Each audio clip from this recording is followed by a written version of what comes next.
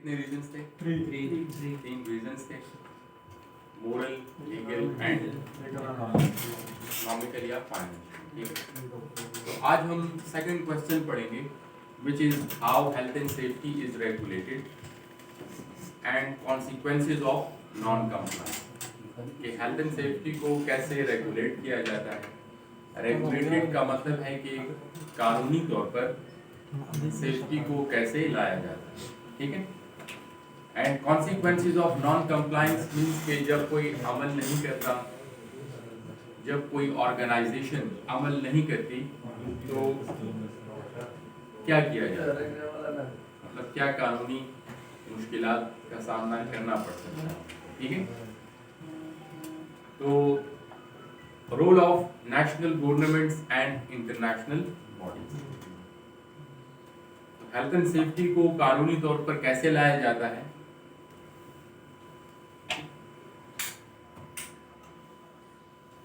International Labour Organization. International Labour Organization का मतलब आपको पता है कि यूएन की ऑर्गेनाइजेशन है आईएलओ, और ये दुनिया में सबसे इसकी बड़ी ऑर्गेनाइजेशन है हेल्थ एंड सेफ्टी की, जो कि हेल्थ एंड सेफ्टी के कवानीन, स्टैंडर्ड्स, मयार ये लेके आती है, ठीक है। तो आईएलओ जो है that is International Labour Organization, ये यूएन की क्या है एजेंसी। तकरीबन दुनिया के तमाम तर ममालिक यूएन के मेंबर्स हैं कि नहीं? वो ऑटोमेटिकली किसके मेंबर्स हो गए? आईएलओ। और आईएलओ क्या करता है? Sets international standards for health and safety bye publishing conventions and recommendations. तो आईएलओ दो चीजें पब्लिश करता है, कन्वेंशन और रिकमेंडेशन। तो कन्वेंशन कहते हैं कानूनी शिक, एक कानूनी शिक आर्टिकल, और उस आर्टिकल की डिटेल कहाँ पे होती है? रिकमेंडेशन, ठीक है। इस तरह एक शेयर होता है ना, उसकी फिर नीचे तशरीह होती है, उसी शेयर की तशरीह होती है। तो ये कानून है, कानूनी आर्टिकल है, और उसकी डिटेल कहाँ पे होती है? रिकमेंडेशन, ठीक है।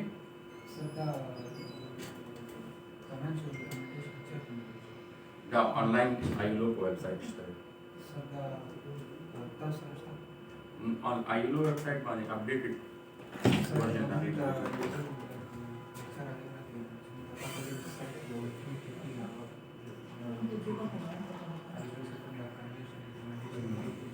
ऐसे की निश्चय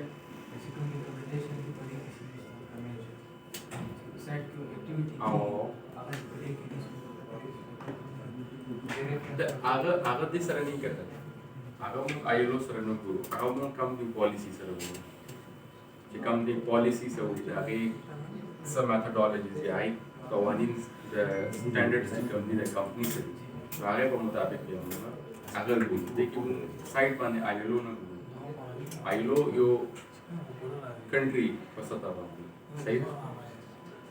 तो देखें ये जो हमारा क्वेश्चन है ना, ये इसी चीज के बारे में है, जो आपको क्या बताएगा? एक फ्रेमवर्क बताएगा। ये आपको फ्रेमवर्क ही बता रहा है कि आईएलओ सुप्रीम बॉडी है, उसने कन्वेंशंस एंड रिकमेंडेशंस बनाए हैं। अब आईएलओ का काम सिर्फ सेफ्टी का नहीं है कि वो सिर्फ सेफ्टी के ही कन्वेंशंस या रिकमेंडेशंस बना रहे हो, बल्कि आईएलओ क्या करता है? आईएलओ सेफ्टी के लिए अलग से स्टैंडर्ड्स बनाता है, कंस्ट्रक्शन के लिए अलग से स्टैंडर्ड्स बनाए हुए, क्वालिटी के अपने स्टैंडर्ड्स हैं, ठीक है, केमिकल्स के लिए अपने स्टैंडर्ड्स हैं। तो हर एक के लिए उसने अपने अपने स्टैंडर्ड्स बनाए हुए हैं, उसको सीरीज का नाम दिया हुआ है। किसका नाम दिया हुआ? सीरीज। तो हेल्थ एंड सेफ्टी के लिए जो सीरीज बनाई हुई है आईएलओ ने, उसका नाम है occupational safety and health convention C155। तो हेल्थ एंड सेफ्टी के लिए जो सीरीज बनी हुई है उसका नाम क्या है? Occupational safety and health convention C155, a goal setting policy for companies and nations। ये गोल सेटिंग पॉलिसी है। इस कन्वेंशन में क्या है? गोल सेटिंग पॉलिसी है कंपनीज के लिए, नेशंस के लिए।